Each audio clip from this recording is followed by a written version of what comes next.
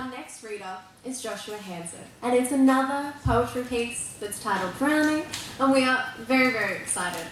Joshua Hansard is a first-year creative writing student with 3 previous degrees behind him, only one of which he has completed. He is a 23-year-old and grew up in Brisbane, Meanjin, interested in infrastructure, statistics, art, and remaining optimistic despite his cynical nature. Please welcome Joshua.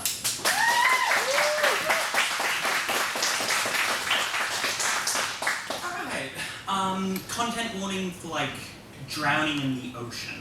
Oh no, what's that? Alright. When I was around 13, I got really into surfing. My dad liked it, so therefore he liked me. But every so often, as is apparently normal, I failed. I fell off balance and wiped out, falling into the salty, agitated water, becoming disorientated, shocked, and scared. Have you experienced that before? That moment where you realise you're underwater, even if you knew it was coming? Your body knows it's not meant to be there, so you try to swim up. But being 13, the waves have much more control. You can't open your eyes. Salt water won't allow you to do that. So all you have is the sensation of touch, the current of the water as it forces you down, the push and pull of the waves as they roll over you, the increasing burning sensation in your lungs growing second by second as you realise you don't have many seconds left. You'll thrash, determined to break the surface. Maybe you do for a moment, enough to get, a half second of air, but you're right back down again. A thought will emerge, one of many, but it's a thought you've had before. The same thought when a lockdown alarm goes off, the same thought when you find a stranger shouting at you at night, the same thought when you're just a child in a situation you cannot possibly handle. This is how you're going to die.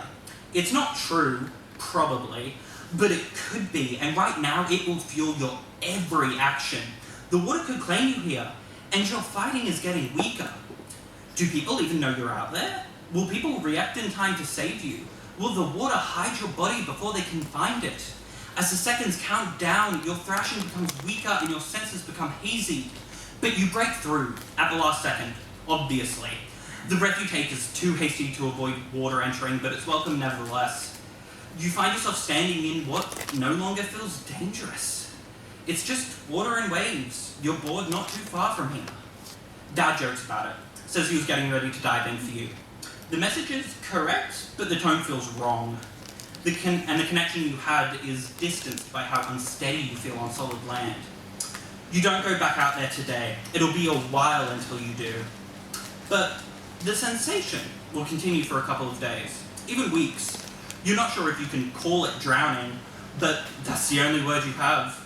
In classrooms, cars, walking home, anytime you feel bored, it'll be there. You'll occasionally remember that feeling, but you don't know what to do with it. Is it a warning? The seas themselves making clear that you shouldn't be there? Is it a challenge? Something to overcome, to fight against nature itself? Is it natural? Random forces of earth and man colliding with no meaning to be found? I stopped surfing shortly after. I tried to learn something from its sins, to find an angle to grow, but it leads nowhere. What do I learn from this? I confronted death and ended up right back where I was, on dry land.